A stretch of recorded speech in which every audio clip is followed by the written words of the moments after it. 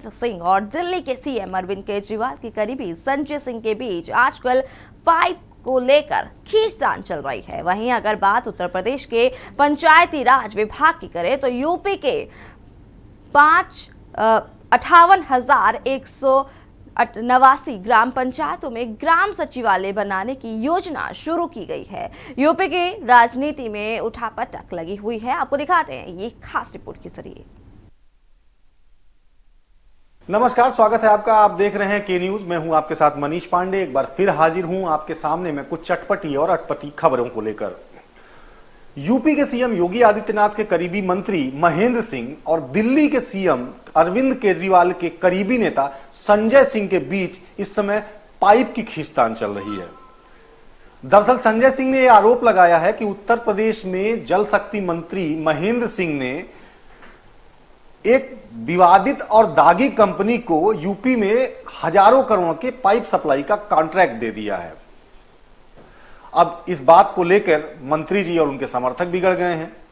हजरतगंज कोतवाली में एक विधायक जी ने संजय सिंह के खिलाफ तहरीर दे दी। वहीं इस कंपनी का नाम है रश्मि मैट्रिक्स की तरफ से संजय सिंह के ऊपर एक बकायदा कानूनी नोटिस उनके पास भेजा गया है और बकायदे 5,000 करोड़ रुपए की मानहानि का दावा ठोकने के लिए कहा गया है। अब संजय सिंह भी बड़े मजे ले रहे हैं। वो कह रहे हैं कि भाई हम देखो जवाब कुछ नहीं देने वाले हैं नोटिस के। हम तो चाहते हैं कि मामला कोर्ट में जाए। जब कोर्ट में जाएगा मामला तो हम सभी सबूतों और तथ्यों के सामने सारी चीजें प्रस्तुत कर देंगे। अब सवाल यह उठता है कि अगर मामला कोर्ट पहुंचा और संजय सिंह ने, जैसा कि पहले भी वो करते आए हैं, तमाम दलीलें और तमाम सबूत कोर्ट के सामने रख दिए तो फिर मंत्री जी का क्या होगा। लेकिन फिलहाल जब तक ये सरकार है हमें उम्मीद नहीं है कि मंत्री जी का कुछ होने वाला है। यूपी सीएम योगी आदित्यनाथ के करीबी मंत्री महेंद्र सिंह और दिल्ली के सीएम अरविंद केजरीवाल के करीबी संजय सिंह के बीच आजकल पाइप को लेकर खींचतान चल रही है।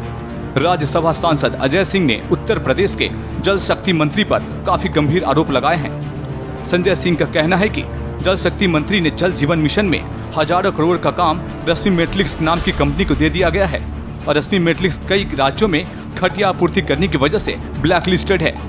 फिलहाल इस मामले में मंत्री जी की भी सरकार को डिफेंस करने में लगी हुई है।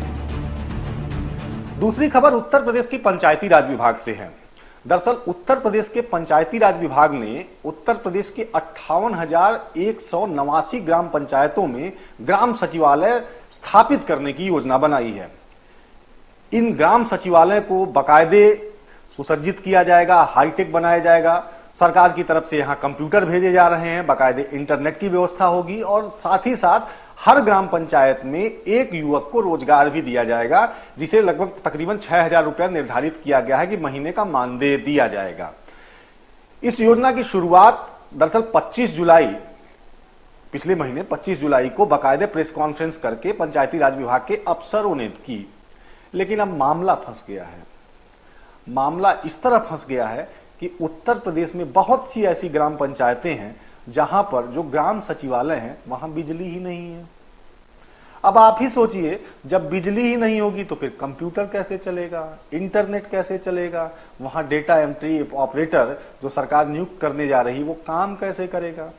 फिलहाल अब ये योजना खटाई में पड़ती हुई नजर आ रही है और ग्राम पंचायत विभाग बाकायदे सर्वे करा रहा है कि इन किन ग्राम पंचायतों में जो ग्राम सचिवालय बने हुए हैं वहां बिजली के कनेक्शन नहीं है। हालांकि पल्स ऑक्सीमीटर की खरीद में पंचायती राज विभाग, जो एक ग्राम पंचायती राज विभाग है, इसने खूब नाम और शोहरत कमाई है। फिलहाल देखिए अब इस योजना का क्या होता है।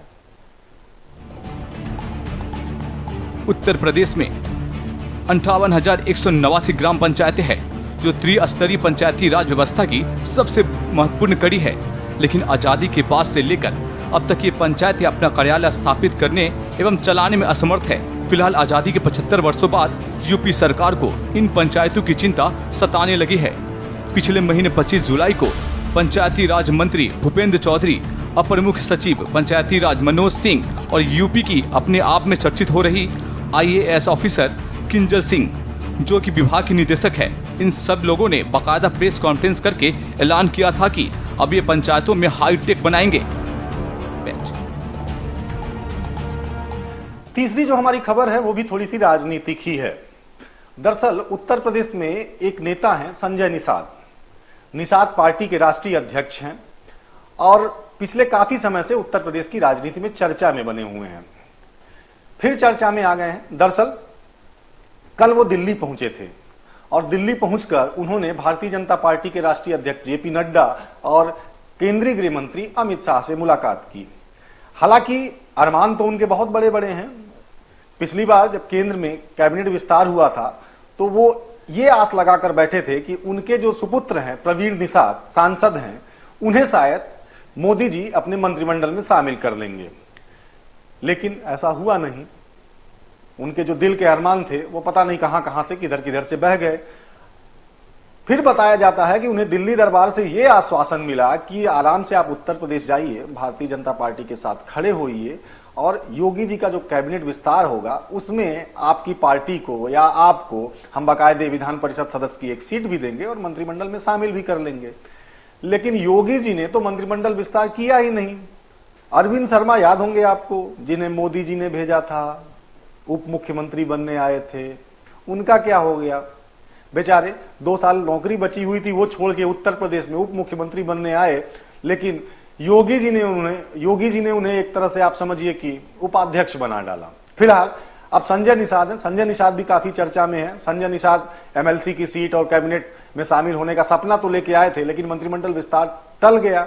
अब फिलहाल दोबारा दिल्ली पहुंचे हैं और कल फिर उनकी तस्वीरें सोशल मीडिया पर वायरल होने लगी हैं। अब देखिए, जो पब्लिक है वो जानने के लिए उत्सुक है कि इस बार संजय निषाद दिल्ली दरबार से कौन सा झुनझुना लेकर लखनऊ वापस लौटे हैं। निषाद पार्टी के राष्ट्रीय अध्यक्ष संजय निषाद का पूर्वांचल में काफी दबदबा है। ये वही संजय निषाद है जिनकी पार्टी ने योगी आदित्यनाथ के मुख्यमंत्री बनने के बाद समाजवादी पार्टी के साथ मिलकर उनके गोरखपुर की सदर संसदीय सीट पर कब्जा कर लिया था। लेकिन उसके बाद नाटकीय ढंग से संजय निषाद बीजेपी में शामिल हो गए। दरअसल संजय निषाद पिछले कुछ महीनों में कई बार बीजेपी से बगावत करने वाले अंदाज में दिखे। हालांकि इनसे बगावत नहीं हो पाई और दोबारा फिर से ये बीजेपी के पाले में खड़े नजर आए। केंद्रीय मंत्रिमंडल विस्तार के दौरान चर्चा थी कि उनके बेटे को संभवतः मोदी कैबिनेट में जगह मिल सकती है, लेकिन मोदी कैबिनेट में संजय निषाद अपनी जगह नहीं बना पाए। चौथी खबर भी हमारी उत्तर प्रदेश की राजनीति से जुड़ी हुई है। उत्तर प्रदेश के सत्ताधारी दल में बहुत सारे ऐसे नेता थे जो ये सपना देख रहे थे कि उन्हें मंत्रिमंडल में जगह मिलेगी, मंत्रिमंडल का जब विस्तार होगा। विपक्ष से भी बहुत सारे नेता आए थे, अलग अलग पार्टियों से। उन्हें भी ये सपना दिखाया गया था कि वो पार्टी में आइए, हम आपको मंत्री बनाएंगे, फिर बाद में आपको विधान परिषद भेज दिया जाएगा। लेकिन अब जो खबर आ रही है उस खबर ने इन तमाम लोगों के सपनों पर पानी फेर दिया है। दरअसल खबर यह है कि अब योगी सरकार कोई मंत्रिमंडल विस्तार नहीं करने वाली है। तो ऐसे नेताओं के साथ हमारी सहानुभूति है, खासकर एक नेता जो बनने तो कुछ और आए थे लेकिन कुछ और बना दिया उत्तर प्रदेश की राजनीति ने, या यूं कह सकते हैं कि बनने बहुत कुछ आए थे लेकिन उत्तर प्रदेश की राजनीति ने उन्हें बिहार का गुप्तेश्वर पांडे बना दिया। उनकी तस्वीरें सोशल मीडिया पे अलग थलग सी तैरती हुई दिखाई पड़ जाती हैं। अभी थोड़ी देर पहले मैंने एक तस्वीर देखी अकेले झंडारोहण करते हुए। तो फिलहाल ऊपर बैठे तमाम नेताओं से हमारी ये अपील है कि कम से कम उन्हें अकेला ना छोड़ें, उनको अपने साथ रखें। योगी सरकार में अब कैबिनेट का कोई विस्तार नहीं होगा। अरविंद शर्मा, जतिन प्रसाद, लक्ष्मीकांत वाजपेयी, संजय निषाद जैसे अनगिनत नेता सपने पाले बैठे थे कि उन्हें मंत्रिमंडल में जगह मिलेगी, पर अब इनके अरमान शायद ही पूरा हो सके। फिलहाल ये नेता अपने आप को ठगा हुआ महसूस कर रहे हैं। यूपी में सियासत अलग ही चरम पर है। अब देखना होगा सीएम योगी के साथ है या सत्ता की चाह में अपने आप को उनके तांडव का शिकार बना लेता है। चुनाव अभी दूर है, लेकिन अगर बात करें तो आपसी मतभेद और आपकी चाल साफ तौर पर देखने को मिल रहा है। फिलहाल ऐसी तमाम खबरों के लिए आप देखते रहिए के न्यूज। मुझे दीजिए इजाजत, नमस्कार। वक्त हो चला एक छोटी